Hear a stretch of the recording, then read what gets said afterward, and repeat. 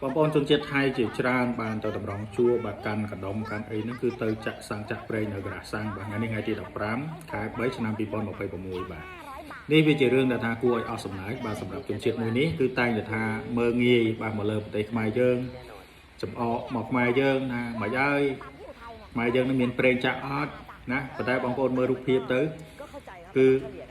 ខេត្តខ្លះហ្នឹងគឺតម្រង់ជួររហូតដល់ទៅឆ្លងថ្ងៃក៏មានដែរចាប់លេខរៀងហើយថ្ងៃនោះអត់បានចាក់ទៀតការ៉ាស់អស់សាំងអស់ប្រេងអីចឹងគឺអត់ដឹងថាថ្ងៃនោះគឺគេយកមកបញ្ចូលទៀតឬអត់ទេគឺដល់ថ្នាក់ដែលថាចាប់លេខរៀងគ្នាហើយបាទបើប្រៀបធៀបនៅស្រុកខ្មែរយើងគឺស្រុកខ្មែរយើងគឺអត់តន់ដល់ថ្នាក់ហ្នឹងទេណាបងប្អូនចាក់ប្រហែលក៏ចាក់ទៅបាទតាមការ៉ាស់ហ្នឹងគឺយើងមានសម្រាប់ចាក់ឲ្យគ្រប់គ្រាន់តែម្ដងប៉ុន្តែវាចម្លែកអាប្រទេសដែលថាអួតតាំងខ្លួនជាអ្នកមានហើយសិតតែថា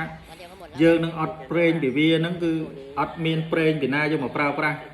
ហើយទៅមើលសភាពរបស់ខ្លួនឯងវិញណាគួរឲ្យអស់សំណើចដល់បងប្អូនក៏ទៅមើលងាយគេnóអត់មានថាសម្លឹងមើលខ្លួនឯងអីសោះហ្មងណាពួកហ្នឹងណាសង្វេកណាដូចកែបនៅក្នុងដូរយ៉ាងឯងគឺអត់ដែលស្គាល់ពិភពលោកខាងក្រៅសោះមិនដែលស្គាល់ស្រុកខ្មែរយើងសោះតែស្រុកខ្មែរយើងនឹងយ៉ាងម៉េចអីយ៉ាងម៉េចមើលងាយណាចឹងឯងធ្វើអីបាននឹងឯងបង្អាប់ស្រុកខ្មែរថាអញ្ចឹងប៉ុន្តែស្រុកឯងគឺជួបរឿងបែបហ្នឹងណាបងប្អូនជួយអបអរសាទរវាម្នាក់មួយអរគុណ